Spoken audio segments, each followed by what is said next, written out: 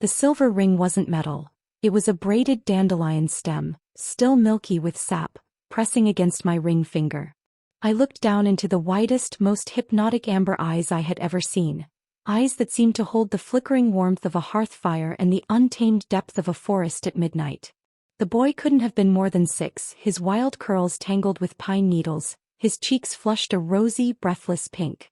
"Marry me?" he had asked, his voice a gravelly, serious whisper that didn't match his small stature. I laughed, a bright, airy sound that felt dangerously out of place in the shadows of the Blackwood Preserve. Thought it was a game. I thought it was the innocent imagination of a child lost in the woods. I didn't see the way the shadows behind him seemed to lengthen and pulse, or how the birds in the canopy above had suddenly gone deathly silent. "Oh, sweetheart," I knelt, my sundress brushing the damp moss. I let him slide the sticky green stem onto my finger. "You're a bit young, don't you think? But, for a gentleman as handsome as you? Yes. I'll marry you." The moment the word yes left my lips, the air around us dropped 10 degrees.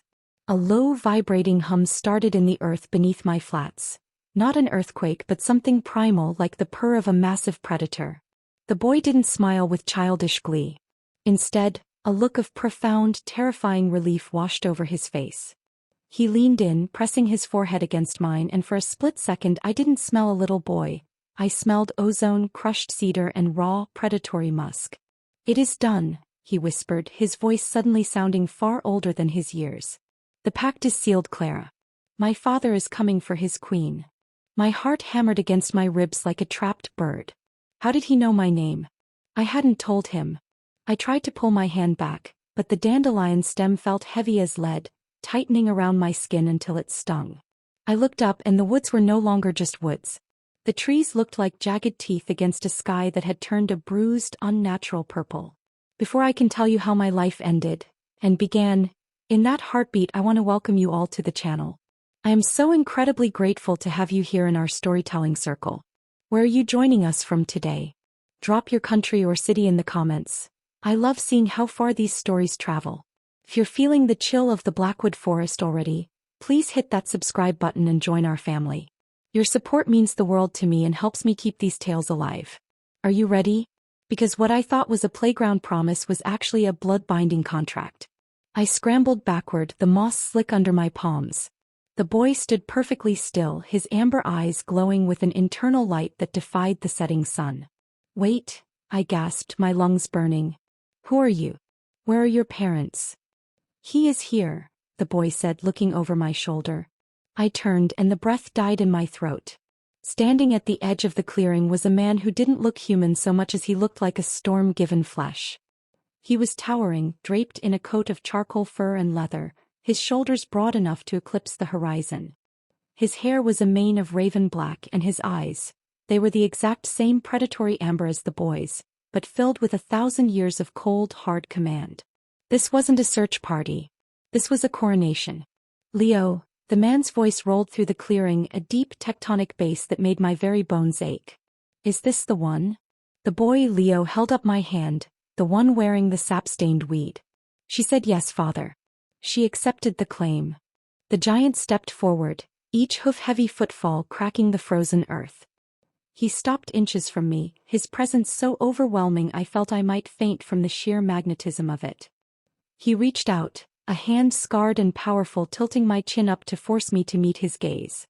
"A human," the man mused, his nostrils flaring as he caught my scent. "A fragile, soft thing to lead the great pack. But my son has a nose for destiny." He leaned down, his lips brushing the shell of my ear, sending a jolt of lightning down my spine that was equal parts terror and an electric, shameful heat.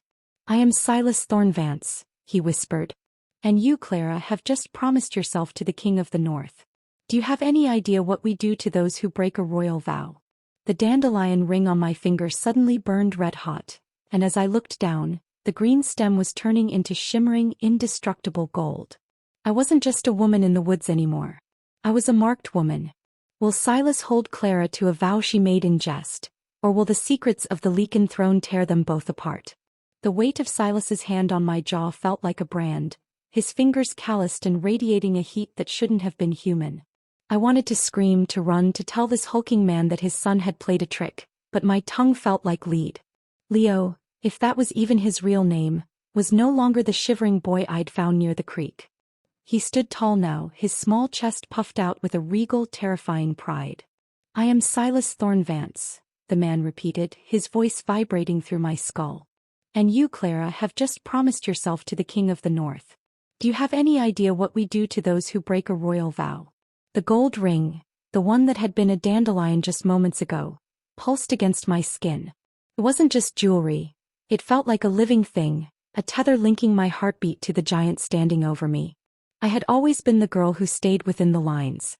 Clara Valenti, a name that sounded like a whisper compared to the thunder of the Thorne Vance legacy. Back in the city, I worked as a restorer of ancient manuscripts, spending my days in the quiet, dust-moted air of libraries. I loved old things because they were predictable. You knew the beginning, middle, and end of a story written 500 years ago. My deepest fear was the unknown, the messy, unpredictable chaos of the real world. That was why I'd come to the Blackwood Preserve for a weekend of soul-searching. I wanted peace. I wanted to find a version of myself that wasn't afraid of her own shadow. Instead, I had found a king who cast a shadow long enough to swallow the sun. I didn't know, I managed to choke out, my voice trembling. "He's just a child." It was a game. Silas's eyes narrowed, the amber turning to a molten, dangerous gold.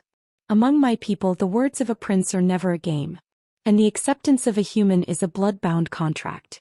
My son Leo has been searching for his mother queen since the moon turned red 3 cycles ago.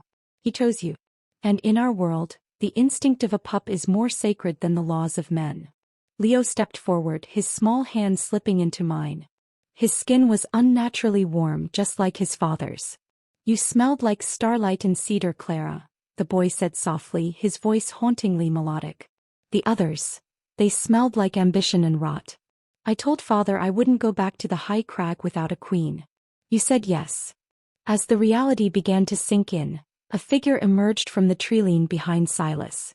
It was a woman, tall and lean, with silver blonde hair pulled back in a warrior's braid. Her eyes were a piercing icy blue, and she moved with the grace of a hunting cat. This was Elena Frost, Silas's beta and the commander of his guard. She looked at me not with the reverence Leo showed, or the possessive intensity of Silas, but with a cold, clinical skepticism. "She's a delicate thing, Silas," Elena said, her voice like cracking ice. "She looks like a stiff breeze would break her. Are you sure the High Council will accept a human who plays house in the woods? The pack is restless. They want a Luna who can hunt, not one who restores crumbling paper." Silas didn't look away from me. "The boy has spoken, Elena. The bond is already knitting. Look at her finger." Elena's gaze dropped to the gold band. She hissed, a sound that was distinctly animalistic, her lip curling to reveal teeth that seemed just a little too sharp. "The gilded promise. Then it's done." I felt a surge of indignation cut through my fear. I am not a thing to be debated. I have a life. I have a job. I have a cat named Barnaby who is currently waiting for me to come home and feed him. Silas let out a short bark-like laugh. It was a rugged, beautiful sound that sent a confusing shiver through me. "Your cat will be cared for, Clara. But your life as you knew it? That ended the moment the sap touched your skin. You are entering a world of teeth and moonlight. A world where I am the law, and you are the heart that beats for my son." He leaned in closer, his scent, that intoxicating mix of forest and power, overwhelming my senses. For a moment, his gaze softened, and I saw a flicker of something deeply lonely behind the king's mask. "You wanted to find yourself, didn't you, Clara? I can see it in your eyes. You're tired of being the girl who hides in the archives. Stay with us. Be the queen my son needs, and I will give you a kingdom where you never have to be afraid again." It was a seductive lie, or perhaps a terrifying truth. I looked at Leo, who was staring up at me with such pure, desperate hope that it broke my heart. He was a prince, yes, but he was also just a boy who wanted a mother. "I can't just leave," I whispered, though the gold ring was growing warmer, as if agreeing with him. "You aren't leaving," Silas said, his voice dropping to a gravelly command as he reached out to sweep me into his arms. "You're coming home." The world blurred as he lifted me with an ease that shouldn't have been possible. As we moved deeper into the forest, the trees seemed to part for him, the very earth bowing to the Lycan King. I realized then that I wasn't just a guest. I was a prize. Is Clara truly ready to trade her quiet life for a throne made of secrets and fur? And what happens when the rest of the pack realizes their king has brought home a human? The transition from the forest to the Lycan stronghold was not a journey. It was a blur of shadows and the rhythmic, heart-stopping thud of Silas's boots against the earth. I was cradled against his chest, my head tucked into the crook of his neck. Every time I tried to look up, the speed at which we moved made the world look like a smear of charcoal and silver. When we finally stopped, the air felt different, thicker, charged with a static energy that made the hair on my arms stand up. We were no longer in the preserve.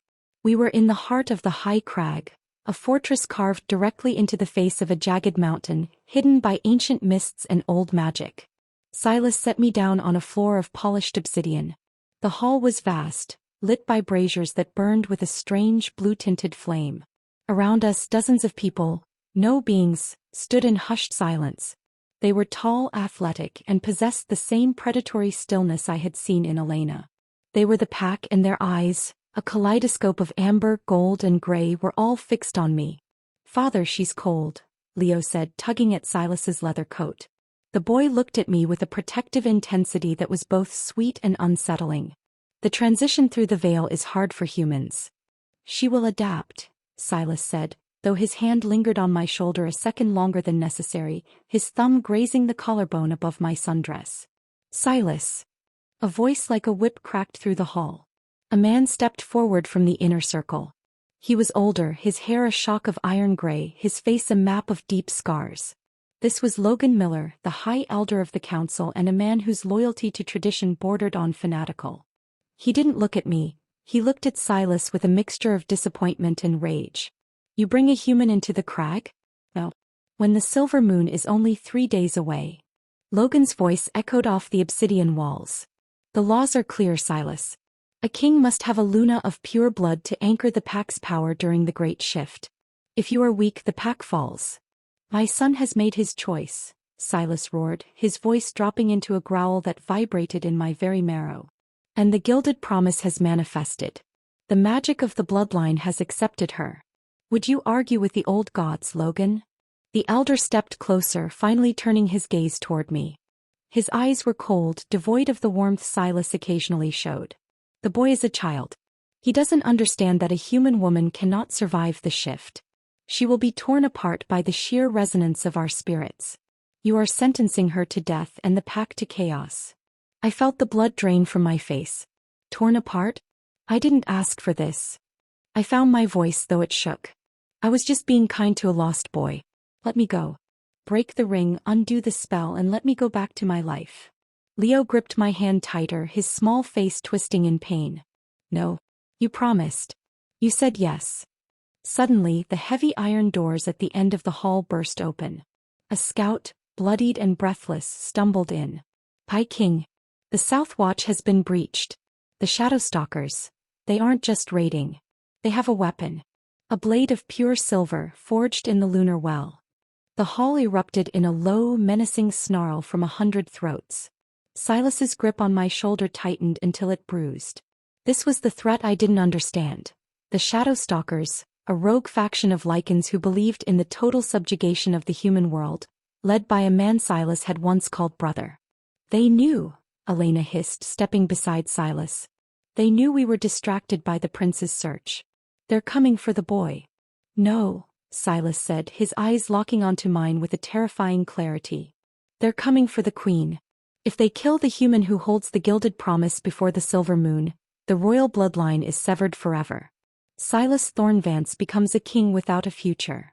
Before I could process the horror of being a target in a supernatural war, the scout gasped, "They're already in the tunnels."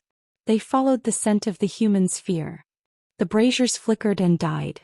For a heartbeat, the hall was plunged into total darkness. Then a sound I will never forget. The sound of steel sliding against stone and a howl that didn't sound like a wolf but like a demon. Silas didn't hesitate. He didn't call for guards. He spun me around, his large hands framing my face. "Claire, listen to me. You are the most dangerous thing in this mountain right now because you are the only thing I cannot replace. Do you trust me? I don't even know you." I cried. "Trust the boy," he commanded, then pushed me toward Leo. "Run. Take her to the inner sanctum. Do not stop for anyone. If they touch her, Leo, you show them why you are my son. As Silas turned, his body began to distort, his bones cracking and reforming with a sickening sound of power.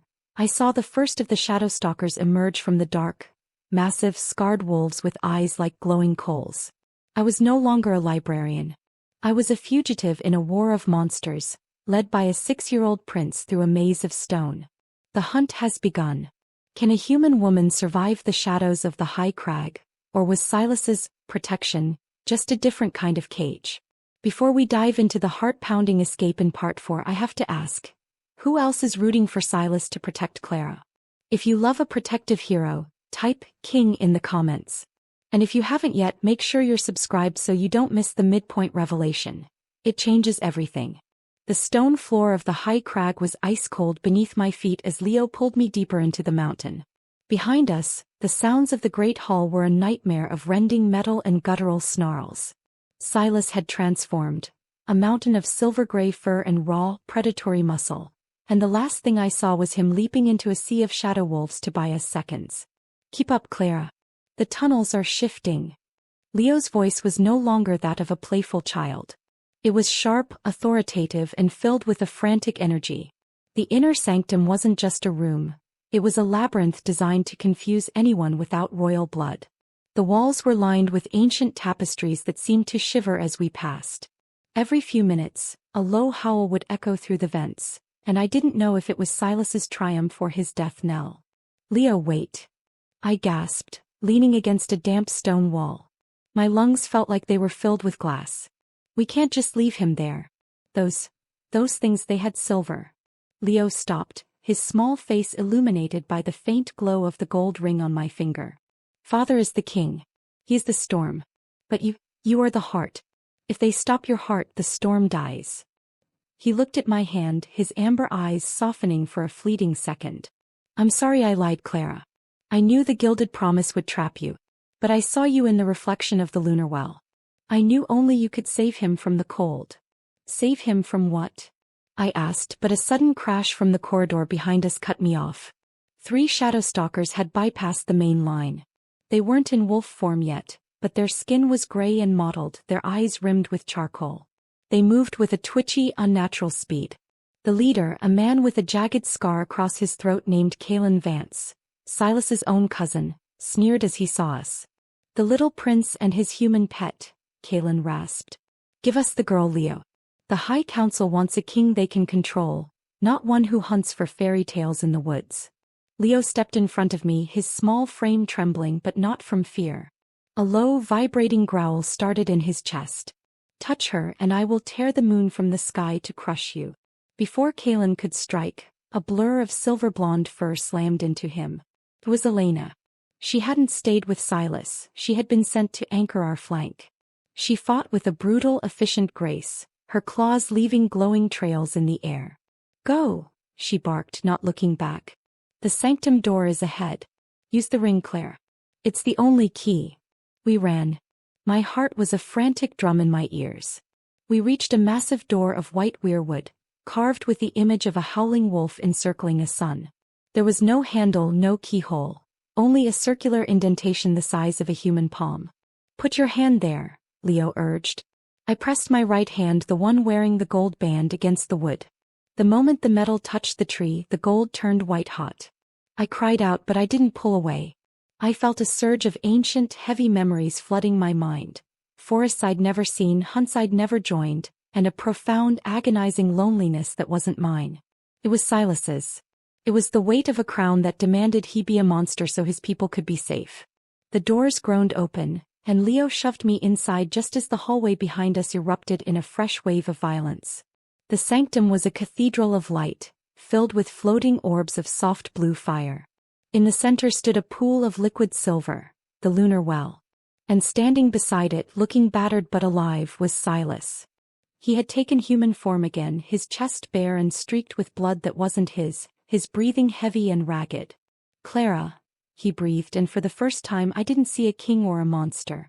I saw a man who was terrified of losing the only light he'd found in a century of darkness. He crossed the room in 3 strides, his hands hovering near my face as if he were afraid I'd shatter. Are you hurt? Did they touch you? I'm fine, I whispered, my hand still tingling from the door. But Silas. The ring. I felt you. I felt how much this hurts. His gaze dropped to the gold band. The tension between us was thick, a physical thing that made the air hum. He reached out, his fingers intertwining with mine, the gold ring acting as a conductor for a spark that made my breath hitch. The bond is deepening, he said, his voice a low, rough caress. You aren't just a promise anymore, Clara. You're becoming the anchor. But the moment of tenderness was shattered when the lunar well began to bubble and turn a sickly, bruised purple. The water hissed and a voice, cold, ancient and echoing from the very depths of the mountain, spoke through the ripples.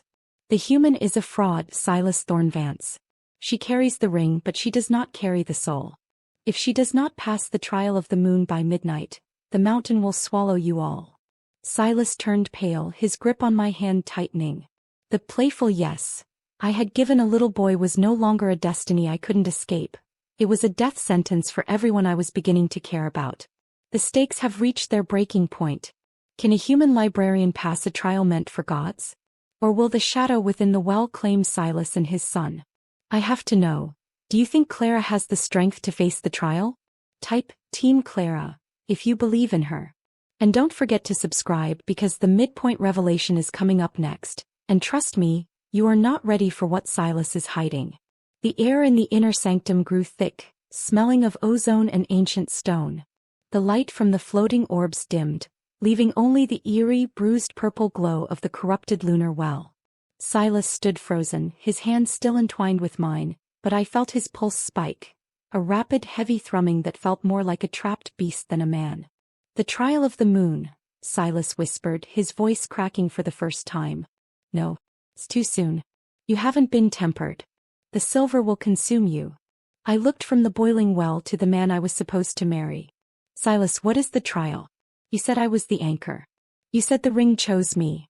Leo stepped back, his eyes wide with a realization that mirrored his father's. Father, you didn't tell her? You didn't tell her why the others failed. I felt a cold sweat break across my neck. The others? Silas, look at me. I pulled my hand back, the gold ring stinging as if it were rebelling against the distance. How many women have stood where I am standing? How many queens did Leo find in the woods? Silas turned away, his broad shoulders hunching as if he were carrying the weight of the entire mountain. The silence stretched, heavy and suffocating, broken only by the hiss of the violet water. 7. Elena's voice came from the doorway. She was leaned against the frame, her silver blonde hair matted with the blood of the shadow stalkers she had just slain. Her eyes were no longer cold. They were filled with a weary, jagged pity. 7 women, Clara. Some were Lycan, some were half-bloods, one was even a high priestess. They all said yes to the boy. They all wore the gilded promise. And where are they now? I asked, though I already knew the answer. They are part of the mountain now, Silas said, turning back to me. His eyes weren't amber anymore. They were a flat, agonizing black. The gilded promise isn't just a ring, Clara. It's a filter. It searches for a soul that can withstand the raw, unfiltered power of the Lycan source. If the soul is too weak, the power burns the body to ash. If the soul is too ambitious, it turns them into a monster worse than the shadow stalkers. He stepped closer, the raw vulnerability in his expression shattering my heart. I didn't bring you here to be a sacrifice. I brought you here because when Leo showed me your reflection in the well, I didn't see a queen. I saw a woman whose soul was so quiet, so steady that I thought, I hoped, you were the only one who could survive me. But that's not the whole truth, is it? I whispered, looking at the purple water. Why is the well turning dark? Why did the voice say I was a fraud? Silas closed his eyes, a single tear tracing a path through the grime on his cheek. Because the yes has to be real, Clara. Not a joke told to a child. Not a promise made under duress. The well knows you said it to be kind, not because you love the beast. And because your heart is uncommitted, the shadow stalker's curse is winning. They didn't just breach the tunnels, they poisoned the source. The revelation hit me like a physical blow. The ring, the destiny, the addictive pull I felt toward Silas. It was all hanging by the thread of a lie I'd told in a clearing. I didn't love him. I didn't know him. But the magic was already feeding on me, trying to force a connection that didn't exist. Suddenly the ground heaved. A massive crack split the obsidian floor, and from the depths of the lunar well, a shadow began to rise. It wasn't a wolf.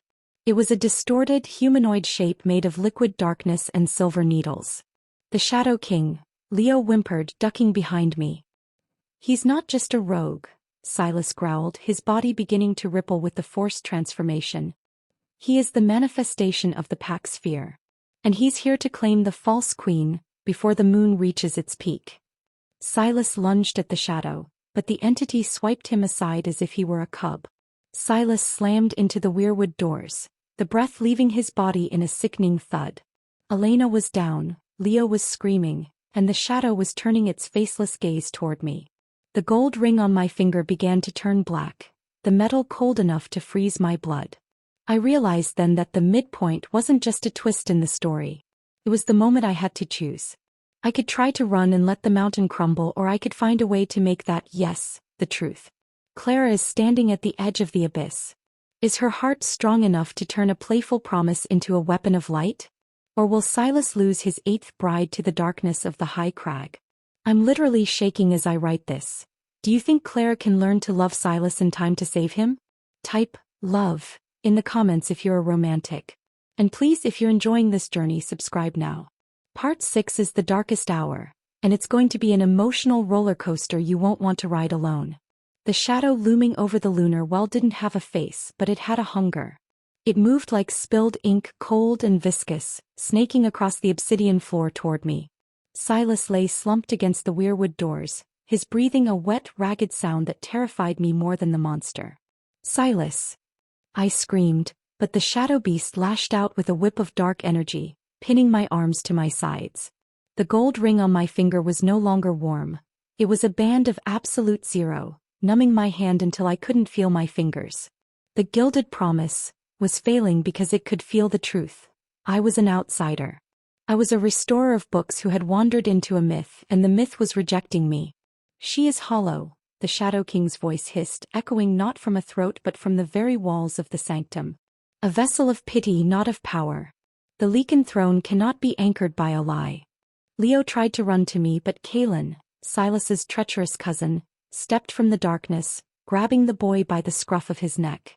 Watch closely, little prince, Kaelin sneered, a silver dagger glinting in his hand. Watch how your mother turns to smoke. Everything was falling apart. Elena was unconscious, Silas was broken, and I was being dragged toward the pulsing violet center of the corrupted well. The despair hit me then, not as a feeling but as a physical weight.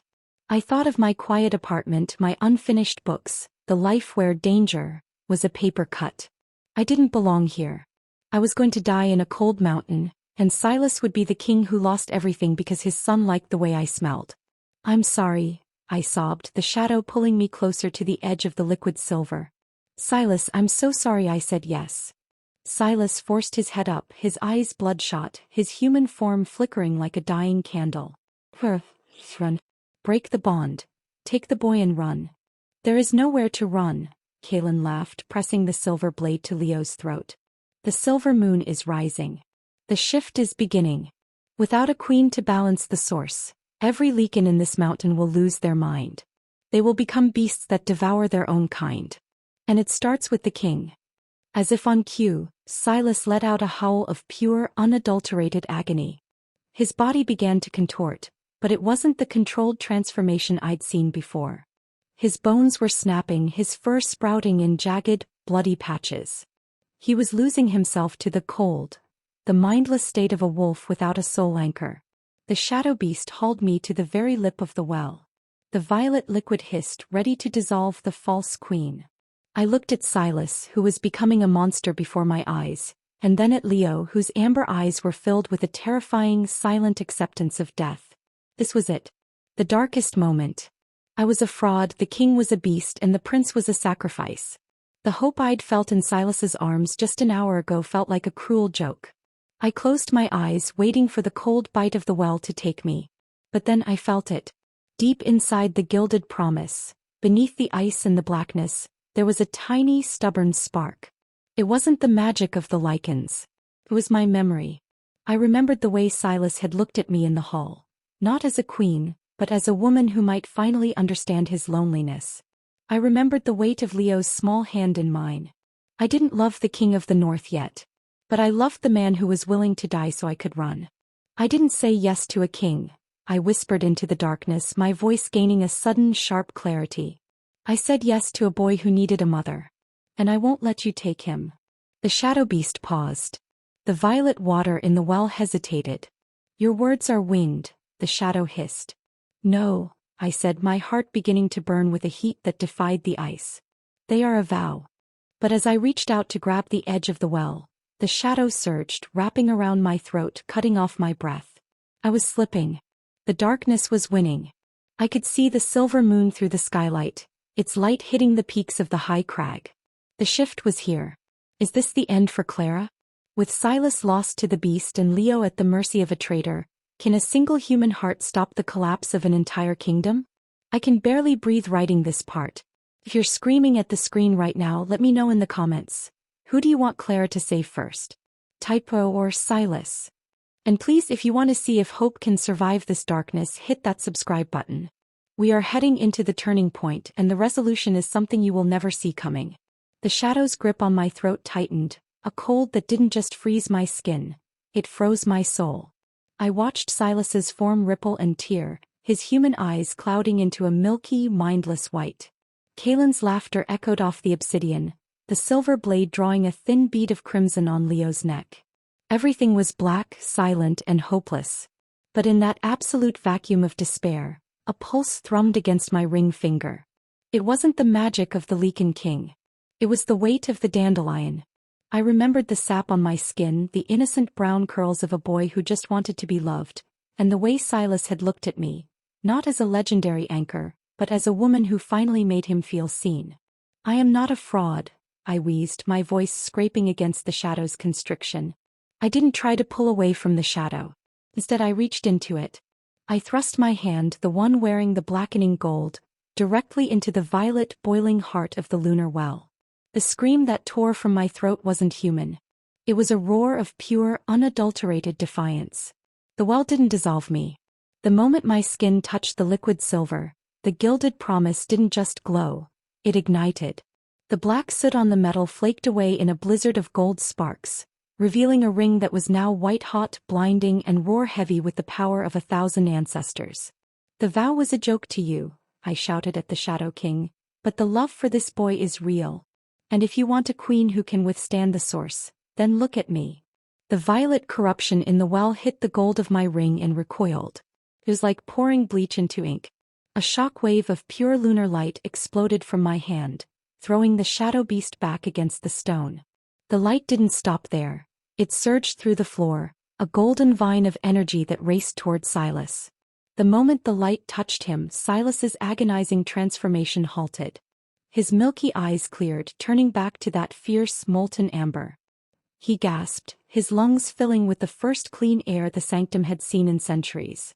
Clara, he whispered, his voice no longer a beast's growl but a king's command. Silas. The boy. I cried out. Silas didn't need another word. With a speed that bypassed the laws of physics, he launched himself across the room. Kaelin didn't even have time to blink before Silas's hand was around his throat, lifting the traitor off the ground. The silver dagger clattered to the floor, harmless. You dared to touch my son, Silas growled, his shadow looming over the terrified cousin. You dared to threaten my Luna. But the turning point wasn't just about strength. Elena stirred on the floor, her blue eyes snapping open as the corruption lifted from the air. She looked at me, seeing the gold ring now fused to my skin, glowing with a steady rhythmic light that matched the beating of my heart. She bowed her head, not out of duty but out of genuine, hard-earned respect. I pulled Leo into my arms, holding him so tight I could feel his small heart slowing down from its frantic pace. I'm here, I whispered into his hair. I'm not going anywhere. The lunar well was no longer violet. It was a shimmering, crystalline silver, reflecting the full moon that had finally reached its zenith above the skylight. The trial wasn't over, but the direction had shifted. We weren't victims anymore. We were a pack. Silas turned to me, his chest heaving, his eyes searching mine. He saw the gold. He saw the way I held his son. And for the first time he saw the yes, that was no longer a game. The silver moon is at its peak, Silas said, extending a hand to me. The shift is coming, Clara. But this time I won't be alone in the dark. The tides have turned. Clara has claimed her power, but the final confrontation with the Shadowstalkers is still to come. Can Silas and Clara lead their people through the great shift, or will the final twist shatter their newfound bond? I have chills. Clara finally stepped up. Do you think Silas and Clara make the ultimate power couple? Type crown in the comments if you're ready for the finale. And if you've made it this far, you have to subscribe. You don't want to miss the climactic resolution where everything is on the line. The light emanating from the lunar well wasn't just a glow anymore. It was a rhythmic pulse timed perfectly to the thrumming of my own heart. As the silver moon hit its zenith, the skylight above the sanctum seemed to dissolve, leaving us standing under the raw, unfiltered gaze of the Celestial Mother. The doors of the sanctum didn't just open, they were blasted inward. Kaelin had been the distraction, but the true nightmare, the unified force of the Shadowstalkers, poured into the chamber like a tide of oil. They were massive midshift horrors, their jaws dripping with a hunger that bypassed hunger for meat. They hungered for the source itself. The girl, their alpha, a scarred beast named Victor Sterling, roared. His voice was a grating tectonic shift. Kill the human anchor and the well becomes ours. Silas stepped in front of me, his body expanding, his human skin giving way to a fur the color of a winter storm. But he didn't shift alone. Elena rose to his left, her blue eyes icy and focused, and from the shadows of the pillars, the loyalists of the high crag emerged. Protect the queen. Silas's howl shook the very foundations of the mountain. The collision was a symphony of violence. I stood by the well, holding Leo behind me, the gold ring on my finger acting as a beacon. Every time a Shadowstalker leaped toward us, a lash of pure silver light whipped out from the water, knocking them back. I wasn't a fighter, but I was the conduit. I felt every strike Silas took, every scratch on his ribs as if it were happening to my own flesh. Our souls were no longer just bonded, they were woven together. Victor Sterling bypassed the front line, his massive claws raking the obsidian floor as he lunged for my throat. Silas was engaged with 3 others, his roar filled with a desperate, protective rage as he tried to break free. Clara! Silas screamed, his voice a guttural mix of man and wolf. I didn't run. For the first time in my life, I didn't hide behind a book or a memory. I reached into the lunar well, my arms submerged to the elbow in the liquid silver. It didn't burn. It felt like coming home. You want the source? I shouted at Victor, my voice amplified by the mountain itself. Then take all of it. I flung my hand forward, and a tidal wave of crystalline silver erupted from the well. It didn't just hit Victor. It washed over every Shadowstalker in the room. This wasn't a weapon of death, but of truth. The silver light stripped away the corruption, the rogue magic, and the false hatred. One by one, the monsters collapsed, shifting back into broken, shivering men and women, their shadows extinguished by the light of a queen who actually cared. Victor hit the wall, his dark form evaporating until he was nothing more than a man in rags, weeping at the beauty of the light he had tried to destroy. The silence that followed was deafening. Silas stood in the center of the hall, half-shifted, his chest heaving. He looked at the fallen enemy, then at the well, and finally at me. The predatory fire in his eyes died down, replaced by a profound, shimmering awe. He walked toward me, his heavy paws turning back into human feet with every step. When he reached me, he didn't claim me as a king. He knelt. He pressed his forehead against my silver-stained hand, his shoulders shaking with the release of a century's worth of tension. You didn't just save the pack, Clara, he whispered, his voice thick with emotion. You saved me from the monster I was becoming. Leo crawled out from behind me, throwing his arms around both of us. The playful yes had become a victory that echoed through the bones of the north. The battle is won, but the dawn is just beginning. Can a librarian truly find peace as the Luna of a werewolf kingdom? And what does the future hold for the boy who started it all with a dandelion? I am literally wiping away tears right now. That was the most epic showdown. Did you see that move Clara made with the well? If you think she's the most badass queen ever, type Queen Clara in the comments. And make sure you're subscribed for the final chapter. We're moving to the conclusion, and it's the emotional payoff you've been waiting for. The silver moon began its slow descent behind the jagged peaks of the high crag, leaving the sanctum bathed in a soft, ethereal lavender light. The violence of the night felt like a fever dream that had finally broken. The once corrupted lunar well was now a mirror of perfect clarity, its surface undisturbed and humming with a gentle protective resonance. I stood on the balcony of the royal suite, the mountain air crisp and smelling of pine and ancient snow. I looked down at my hand. The gold ring wasn't a weight anymore. It felt like a part of my skin, a warm pulse that reminded me I was never truly alone. The gilded promise had transformed from a trap into a testament. "You're thinking about the archives," a deep melodic voice rumbled behind me. I didn't have to turn to know it was Silas. I could feel the heat of his body before he even touched me. He stepped up to the railing, his large hand covering mine. He was dressed in a simple tunic of dark wool, his regal armor set aside for the night. The fierce king who had torn through shadows was gone, replaced by a man whose eyes held a peace I hadn't thought possible. "I was thinking about how much easier it is to restore a book than a kingdom," I teased, leaning my head against his shoulder. Silas chuckled, a low vibration that made my heart skip. "The kingdom is easy, Clara.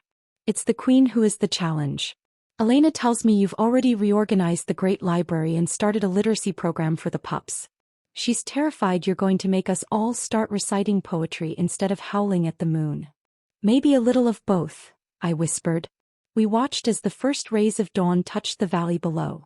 Life in the high crag wasn't what I had imagined. It was raw, it was intense, and it was filled with a sense of community I had never known in my solitary life in the city. I wasn't just a human pet or a functional anchor. I was the heart of the pack. I was the one who reminded them that strength without mercy is just cruelty. A small shadow suddenly streaked across the balcony, tackling Silas's legs. Leo looked up at us, his amber eyes bright with mischief and joy.